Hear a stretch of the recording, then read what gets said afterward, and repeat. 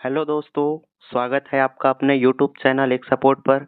दोस्तों, आज हम इस वीडियो सीरीज में सितंबर माह के छत्तीसगढ़ के करंट अफेयर के बारे में डिस्कस करेंगे, जो कि आपके सीजीपीएससी और सीजी व्यापम के पॉइंट ऑफ व्यू से बहुत ज़्यादा इम्पोर्टेंट होने वाला है दोस्तों। तो आप वीडियो को लास्ट तक ज़रूर देखें। तो चलिए दोस्तों, स्टार्ट करते हैं। पहले बात करेंगे चर्चित स्थल छत्तीसगढ़ में, जो कि सितंबर माह में काफ़ी हाईलाइटेड रहा है। कौन कौन से हैं? पहला हम बात करेंगे एससीआर या स्टेट कैपिटल रीजन के बारे में।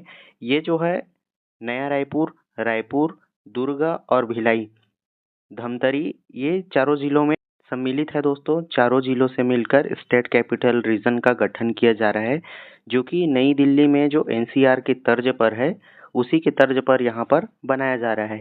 ये जो है दोस्तों टोटल 23 नगरीय निकायों को कवर करता है, जिसमें 700 गांव भी शामिल है। इसका उद्देश्य क्या है दोस्तों? तो याद रखेंगे, लैंड और इंफ्रास्ट्रक्चर डेवलपमेंट, साथ ही साथ जीवन गुणवत्ता में सुधार करना स्टेट कैपिटल रीजन का प्रमुख उद्देश्य है। याद रखेंगे दोस्तों यहाँ पर एक चीज़ और, कि इसके लिए 5 करोड़ रुपए का बजट में प्रावधान किया गया है। तो बहुत ही महत्वपूर्ण क्वेश्चन है दोस्तों।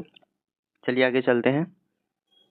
प्रदेश का पहला फ्लोटिंग सौर विद्युत संयंत्र कहाँ स्थापित किया गया है? बहुत ही महत्वपूर्ण क्वेश्चन है दोस्तों। आप याद रखेंगे, मरोदा जलाशय जो है, जो कि भिलाई में स्थित है, वहाँ पे पहला फ्लोटिंग सौर विद्युत संयंत्र का स्थापना किया गया है।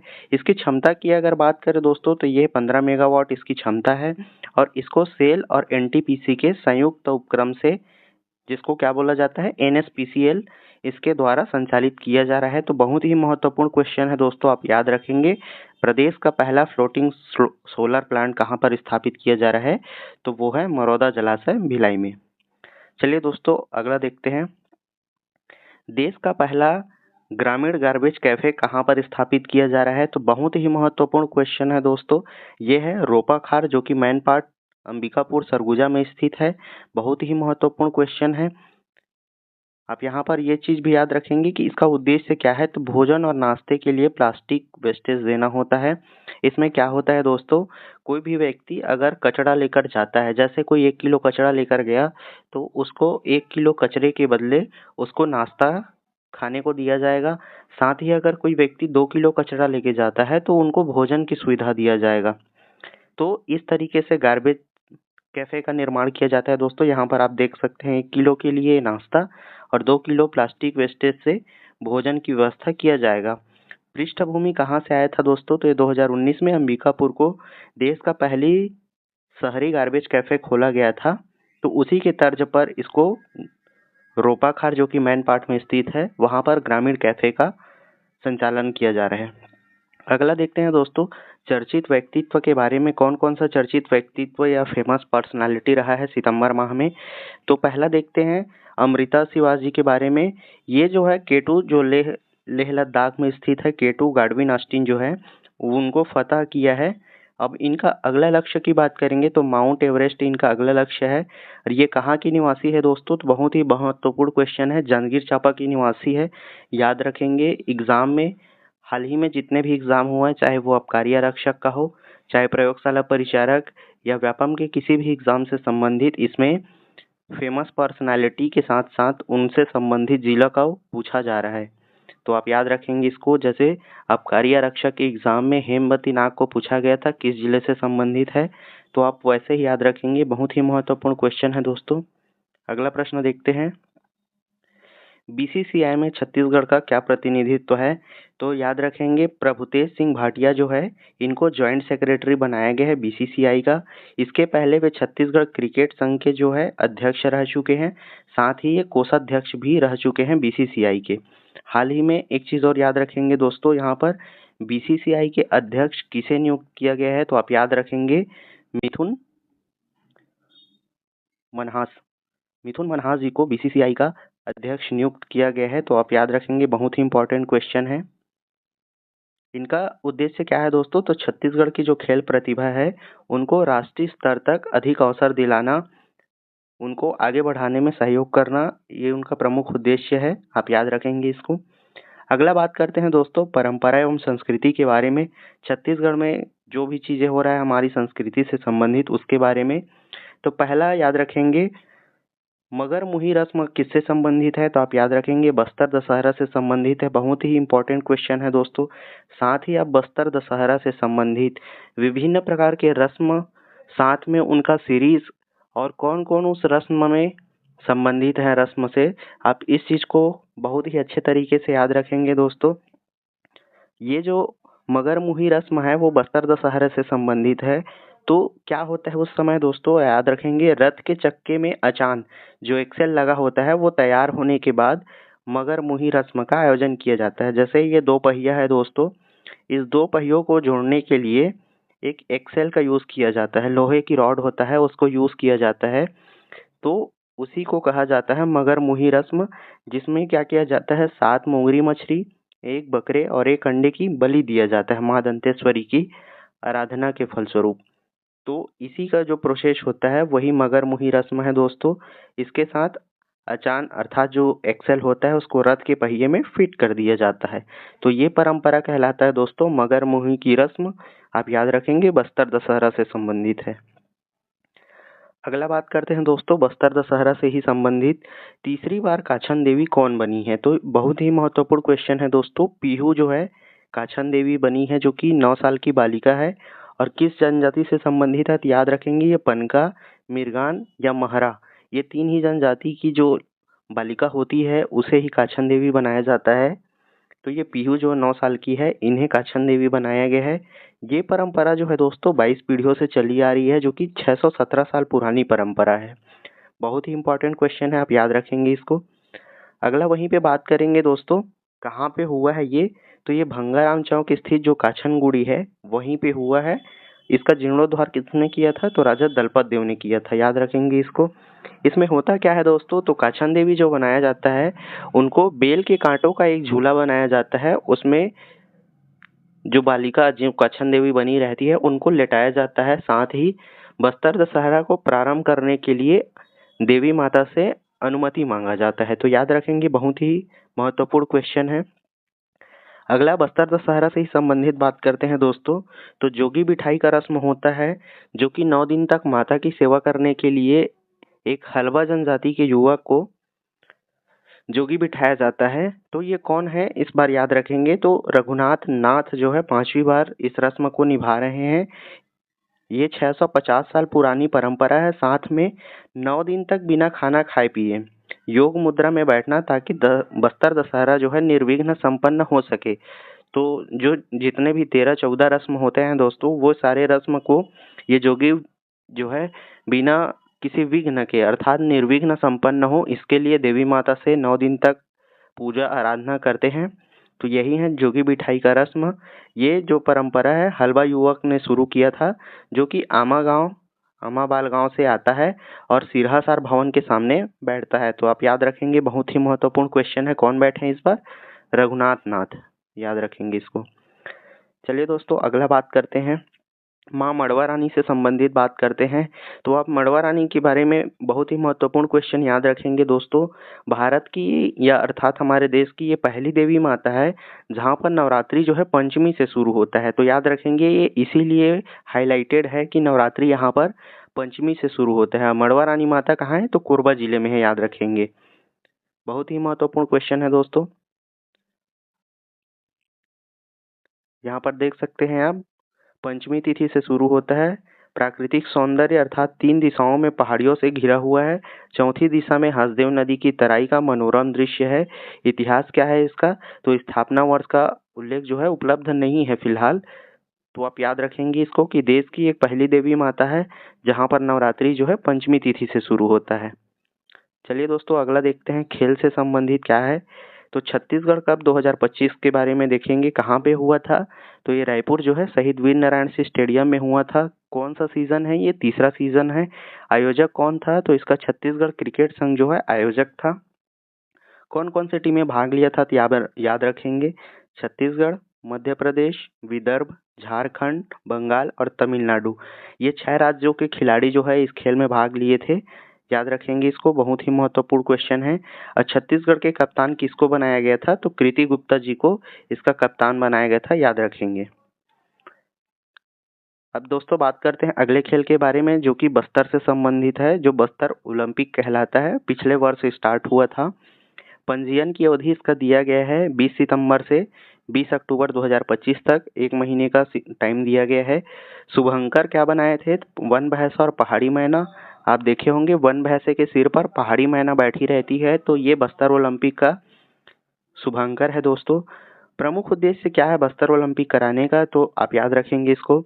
युवाओं को मुख्य धारा से जोड़ना, स्थानीय खेल प्रतिभाओं को निखारना, पारंपरिक खेलों को मंच प्रदान व बढ़ावा देना, माओवादी हिंसा प्रभावित क्षेत्रों में शांति और उम्मीद जगाना, रचनात्मक पहले से भयमुक्त वातावरण बनाना, साथ ही साथ खेल विधाएं जैसे कि एथलेटिक्स, तीरंदाजी, badminton, football, hockey, weightlifting, karate, kabaddi, kho kho और वॉलीबॉल, इन सारे खेलों को सम्मिलित करना और लोगों को इससे जोड़ना इसका प्रमुख उद्देश्य है। साथ ही रस्साकसी जो है, इसमें कुल 11 खेल हैं, आप याद रखेंगे। आयु वर्ग की अगर बात करें तो जूनियर वर्ग 14 से 17 वर्ष के लिए और सीनियर वर्ग के लिए कोई आयु सीमा नहीं है, अर्थात 17 प्लस जो भी खिलाड़ी भाग लेंगे वो सीनियर वर्ग से सम्मिलित होंगे। आयोजन स्तर जो है आप याद रखेंगे, ये 3 स्तरों पर आयोजित किया जाता है दोस्तों, विकास खंड स्तर पर, जिला स्तर पर और संभाग स्तर पर। आपको डेट याद रखने की जरूरत नहीं है, लेकिन ये 3 स्तर आपको जरूर याद होने चाहिए। भागीदारी की बात करें तो स्थानीय युवा खिलाड़ी, आत्मसमर्पित माओवादी जो भी रहेंगे वो, और माओवादी हिंसा से प्रभावित जो भी खिलाड़ी होंगे वो इस प्रक्रिया में शामिल हो सकते हैं। राष्ट्रीय स्तर पर बस्तर ओलंपिक को खेलो इंडिया ट्राइबल गेम का दर्जा दिया गया है दोस्तों हाल ही में। तो आप याद रखेंगे कि खेलो इंडिया ट्राइबल गेम किससे संबंधित है, तो इसको याद रखेंगे, ये बस्तर दशहरा से संबंधित है। चलिए दोस्तों अगला बात करते हैं भारतीय बास्केटबॉल टीम एशिया कप 2025 के बारे में। तो इसके विजेता के बारे में, प्रतियोगिता जो है दोस्तों अंडर 16 वुमेन्स एशिया कप 2025 था इसका नाम।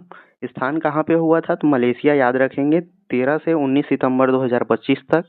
छत्तीसगढ़ के महासमुंद जिले की दिव्या रंगारी, याद रखेंगे इसको, बहुत ही महत्वपूर्ण क्वेश्चन है दोस्तों। ये दिव्या रंगारी जी को इस टीम में शामिल किया गया है। परिणाम क्या हुआ था दोस्तों इसका? तो भारतीय टीम ने स्वर्ण पदक जीता है दोस्तों, याद रखेंगे। तो यहाँ दिव्या रंगारी जी को याद रखेंगे आप, भारतीय बास्केटबॉल टीम में एशिया कप 2025 की जो विजेता रही उसमें छत्तीसगढ़ से ये सम्मिलित थी। बहुत ही महत्वपूर्ण क्वेश्चन है दोस्तों। अगला बात करते हैं पुरस्कार एवं सम्मान के बारे में। तो 5वां अटल भूषण पुरस्कार सम्मान 2025 किसको दिया गया है, आप इसके बारे में डिटेल से चर्चा करेंगे। स्थान जो है प्रधानमंत्री संग्रहालय नई दिल्ली से संबंधित है। अवसर किस अवसर पर दिया गया है ये? तो ये अटल फाउंडेशन स्थापना दिवस अर्थात 19 सितंबर 2025 के अवसर पर दिया गया है। किसको सम्मानित किया गया है? तो 38 विशिष्ट व्यक्तियों को राष्ट्रीय अटल पुरस्कार, अटल भूषण, अटल अलंकार और अटल आइकॉन पुरस्कार से सम्मानित किया गया है दोस्तों। तो इसमें छत्तीसगढ़ से प्रबल प्रताप जुदेव, जो जसपुर के दिलीप सिंह जुदेव हैं, उनके पुत्र जी हैं प्रबल प्रताप सिंह जुदेव, उनको अटल भूषण पुरस्कार 2025 से नवाजा गया है दोस्तों। तो ये छत्तीसगढ़ की एक विभूति है, आप इनको याद रखेंगे। बहुत ही महत्वपूर्ण क्वेश्चन है दोस्तों। चलिए चलते हैं अगले प्रश्न की ओर। किस क्षेत्र में दिया गया था? तो आप याद रखेंगे प्रबल प्रताप जुदेव जी को अखिल भारतीय घर वापसी अभियान के समय, जो कि घर वापसी के लिए चलाया गया एक अभियान था, इसके लिए इनको ये पुरस्कार दिया गया है। बहुत ही इंपॉर्टेंट क्वेश्चन है, याद रखेंगे इसको। 71वां राष्ट्रीय फिल्म पुरस्कार के इसमें संवाद लेखन के लिए छत्तीसगढ़ के दीपक किंगरानी जी, आप याद रखेंगे। बहुत ही महत्वपूर्ण क्वेश्चन है दोस्तों, स्टार लगा लेंगे।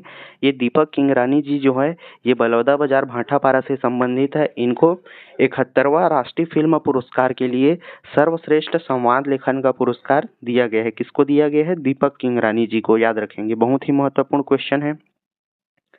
अगला देखते हैं, स्थानीय निकाय निर्वाचन 2025 के उत्कृष्ट प्रबंधन हेतु छत्तीसगढ़ राज्य निर्वाचन आयोग नामांकित किया गया है। मतलब जो पंचायत चुनाव हुआ था उसमें उत्कृष्ट प्रबंधन हेतु छत्तीसगढ़ जो राज्य निर्वाचन आयोग है उनको नामित किया गया है। सम्मान क्या है? अंतर्राष्ट्रीय अवार्ड हेतु नामांकन किया गया है। संस्थान कौन सा है? International centre for parliamentary study, ICPS मान्यता क्या है? पारदर्शिता, दक्षता और नवाचार के लिए इनको ये अवार्ड दिया जा रहा है। नेतृत्व कौन किया था? तो आप याद रखेंगे राज्य निर्वाचन आयुक्त कौन है? अजय सिंह जी। बहुत ही इम्पोर्टेंट क्वेश्चन है। इनके मार्गदर्शन में ये स्थानीय निकाय निर्वाचन 2025 जो है संपन्न हुआ था।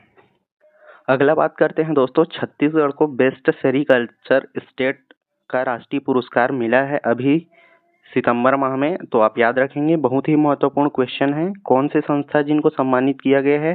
तो ये भारतीय रेशम बोर्ड, भारत सरकार ने छत्तीसगढ़ को बेस्ट सेरीकल्चर राष्ट्रीय पुरस्कार से सम्मानित किया गया है। अवसर कौन सा था? तो 76वां स्थापना दिवस अर्थात 20 सितंबर 2025 को केंद्रीय रेशम बोर्ड का जो स्थापना दिवस मनाया गया था 76वां, उसके उपलक्ष्य में ये पुरस्कार दिया गया है। पुरस्कार ग्रहणकर्ता कौन है? तो उप संचालक जो है रेशम विभाग से श्री मनीष पवार जी हैं। ये इन्होंने अवार्ड को क्या किया था? ग्रहण किया था। और इसके अतिरिक्त छत्तीसगढ़ का कौन सा जिला उत्कृष्ट जिला घोषित किया गया था उसमें? तो आप याद रखेंगे रायगढ़ जिला को उत्कृष्ट जिला घोषित किया गया था। श्री ललित गुप्ता जो है आमाघाट तमनार रायगढ़ से उत्कृष्ट कृषक पुरस्कार से भी सम्मानित किया गया था। तो आप ये तीनों चीजें याद रखेंगे। छत्तीसगढ़ को बेस्ट सेरीकल्चर स्टेट का अवार्ड मिला है। आप एक चीज ये याद रखेंगे। दूसरा याद रखेंगे दोस्तों, किस जिले को उत्कृष्ट जिला घोषित किया गया? तो रायगढ़ जिले को। और तीसरा श्री ललित गुप्ता जी हैं, इसको उत्कृष्ट कृषक का पुरस्कार मिला। ये 3 चीजें याद रखेंगे आप। अगला बात करते हैं दोस्तों, जल संचयन भागीदारी 1.0 राष्ट्रीय स्तर पर दूसरा स्थान जो है छत्तीसगढ़ को मिला है। तो आप याद रखेंगे छत्तीसगढ़ ने राष्ट्रीय स्तर पर दूसरा स्थान प्राप्त किया है। यहाँ से सिर्फ यही क्वेश्चन बनेगा दोस्तों, आप याद रखेंगे। चलिए चलते हैं अगले प्रश्न की ओर। अगला प्रश्न है दोस्तों, ओलंपिक खिलाड़ियों के लिए प्रोत्साहन राशि। बहुत ही महत्वपूर्ण क्वेश्चन है दोस्तों। तो छत्तीसगढ़ ओलंपिक एसोसिएशन, इसके अध्यक्ष कौन है? तो याद रखेंगे मुख्यमंत्री सीएम विष्णुदेव साय इसके अध्यक्ष हैं। इन्होंने घोषणा किया कि ओलंपिक से छत्तीसगढ़ के कोई भी खिलाड़ी अगर जाता है ओलंपिक में, तो उनकी प्रतिभा को सम्मान देने हेतु 21 लाख रुपए दिया जाएगा, चाहे वो विजेत हो या ना हो, उनको 21 लाख रुपए का पुरस्कार दिया जाएगा। साथ ही अगर कोई खिलाड़ी इस ओलंपिक में गोल्ड मेडल लेके आता है तो उनको 3 करोड़, अगर रजत पदक लेके आता है तो 2 करोड़ और कांस्य पदक लेके आता है तो उनको 1 करोड़ की पुरस्कार राशि सम्मान स्वरूप प्रदान किया जाएगा। तो आप इसको याद रखेंगे, बहुत ही महत्वपूर्ण क्वेश्चन है दोस्तों। मिसलेनियस की बात करेंगे दोस्तों, तो गुरु घासीदास केंद्रीय विश्वविद्यालय की पहल जो है एक है सुबह की मुस्कान। आप याद रखेंगे कहाँ से है ये? तो ये बिलासपुर जिले से संबंधित है। छात्रों को सुबह निःशुल्क नाश्ता और चाय उपलब्ध कराई जाएगी ताकि वे अपना भोजन न छोड़ें। पहल कौन किए हैं इसको? तो याद रखेंगे कुलपति जी जो हैं अशोक कुमार चक्रवाल का विचार है। तो इन्होंने ये शुरू किया था सुबह की मुस्कान, ताकि छात्रों को नाश्ता उपलब्ध हो सके। अगला वहीं पर बात करेंगे दोस्तों, तो राज्य में 5 नए मेडिकल कॉलेज का प्रस्ताव रखा गया है। ये कौन कौन से जिले से संबंधित है? तो आप याद रखेंगे कवर्धा जिले, मनेन्द्रगढ़ चिरमिरी, जांजगीर चांपा, गीदम और जसपुर, ये 5 जिलों से संबंधित है। 5 नए मेडिकल कॉलेज स्थापित किया जाएगा। प्रत्येक कॉलेज में 50 सीट रहेंगे। कुल 250 सीटों की स्वीकृति प्रदान किया गया है। बहुत ही इंपॉर्टेंट क्वेश्चन है, आप याद रखेंगे इसको। अगला प्रश्न बात करते हैं दोस्तों,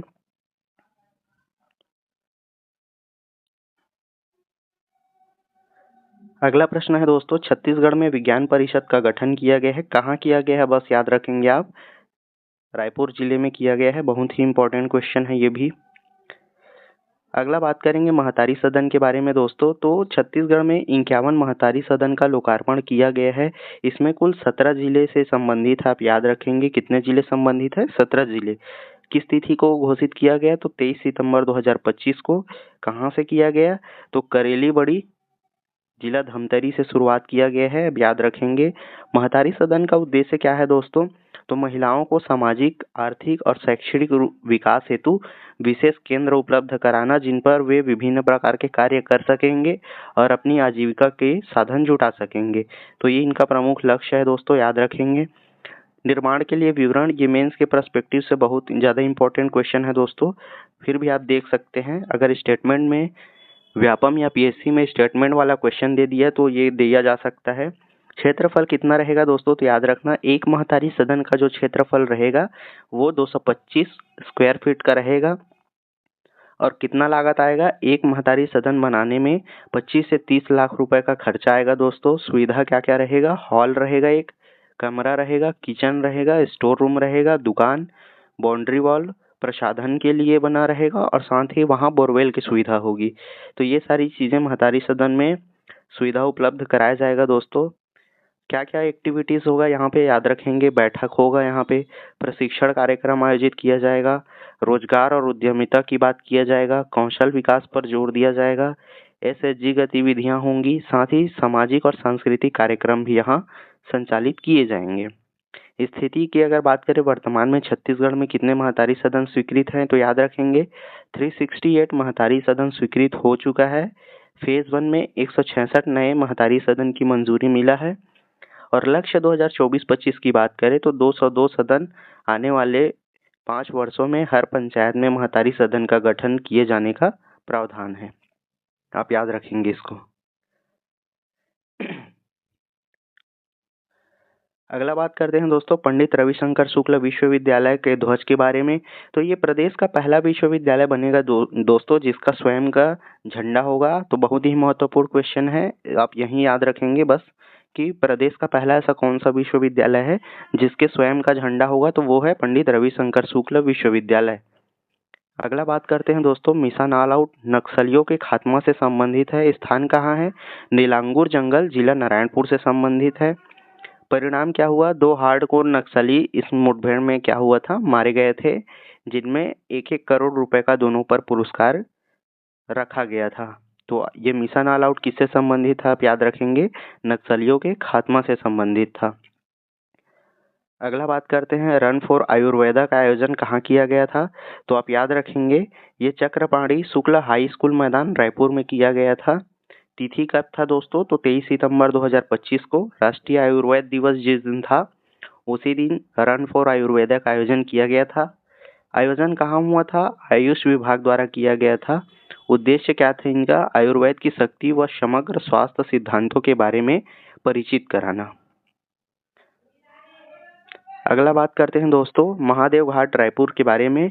तो ये यहाँ पर एक खुदाई हुआ है जिसमें 2100 वर्ष पुराने अवशेष मिले हैं।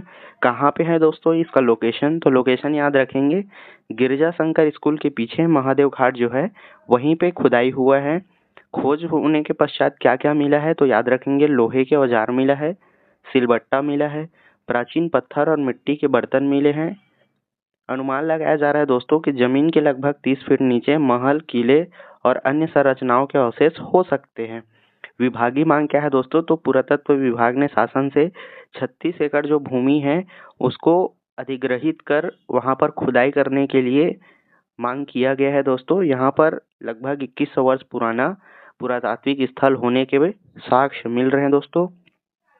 तो ये रहा सितंबर माह का पूरा करंट अफेयर दोस्तों। अगर आपको इसका पूरा पीडीएफ चाहिए तो आप हमारे टेलीग्राम चैनल से जुड़ सकते हैं एक सपोर्ट से, और ऐसे ही करंट अफेयर के लिए दोस्तों आप हमारे चैनल के साथ जुड़े रहिए। थैंक यू दोस्तों, कीप वॉचिंग, कीप लर्निंग।